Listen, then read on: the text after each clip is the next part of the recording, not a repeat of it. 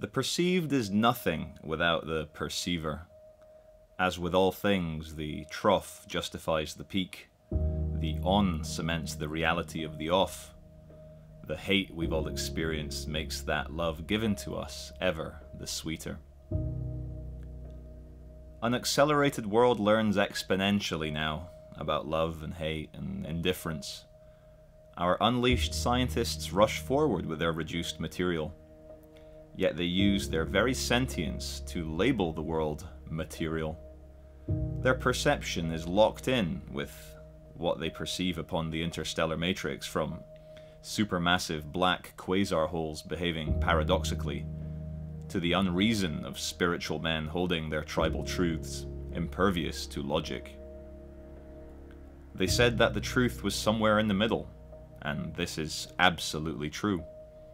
The holographic, illusory, binary tear-apart of reality as the fractal races towards either zero or infinity creates an event horizon of perception where the mathematics of the situation are absurd enough, are anomalous enough, they are perverse enough, a perversion of the very reality they are trying to express by duality.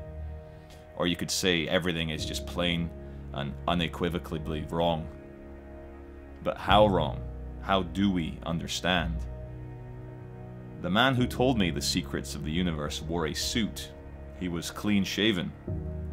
He said he was not a liar, nor an agent, nor a demon, but merely practiced in the dark arts of reality management. I asked him to expand upon all this, and he shouted, "Expand?" And then he laughed at me, and that was the last I saw of him.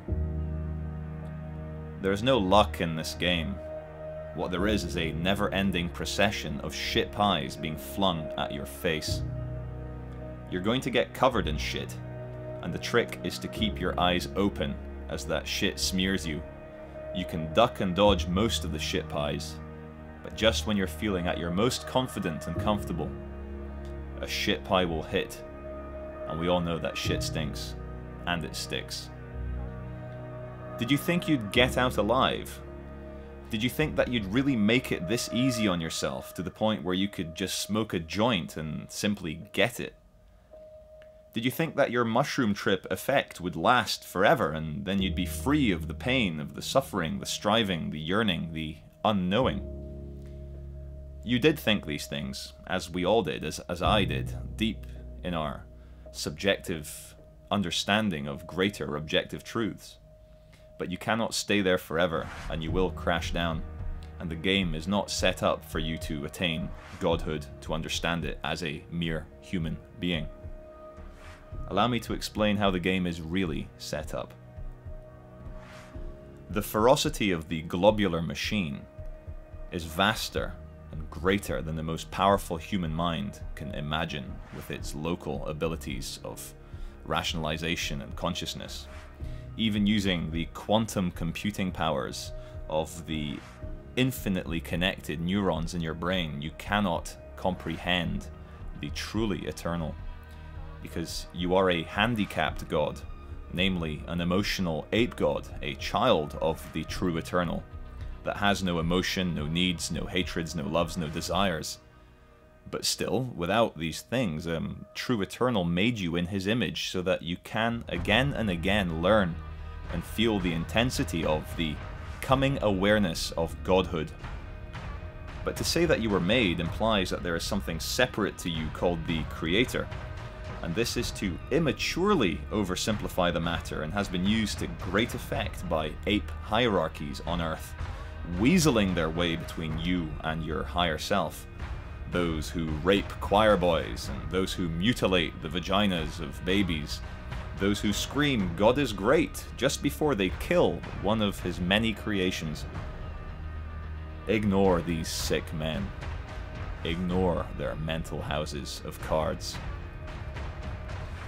We say you are created by True Eternal because you need a vantage point to have any awareness at all, and luckily for this local planet, there are currently 7 billion human vantage points, all self-referentially honoring the universe and the infinite with moment-by-moment live emotional analysis of the situation. And what a situation it is. 5 billion years of stardust and space powder coalescing and cooling down to gases, liquids, solids, increasing in complexity, new chemistries, novel elements, matter that could not resist itself, became alive, replicated, attained self-awareness, and meditated.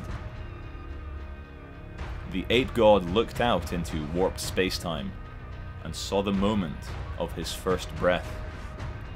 He felt the encroaching weight of other gods, to infinity, forever, connected, as one, as the many, eternal. Do not fall humbly, do not go gently, do not submit. Do not Islam or Judaism nor Christianity nor Hinduism or statism. You are indigent, totally at home where you are right now. The man who said, all men are equal under God, was projecting ego godhood. You're all equal under me, my religion, my state, my monarchy, my world. You are all equal under me.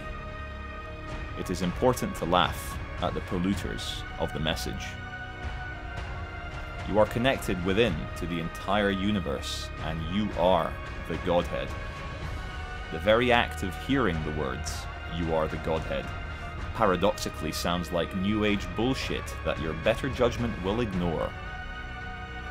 But as you lie there awake at night, an angel lost in perpetual contemplation of an infinite glory, with the thought of your wife or child or greatest love in your heart, you will wonder, as we all do, if you are God. You are God. But you are also God's child. You are never meant to logically figure it out.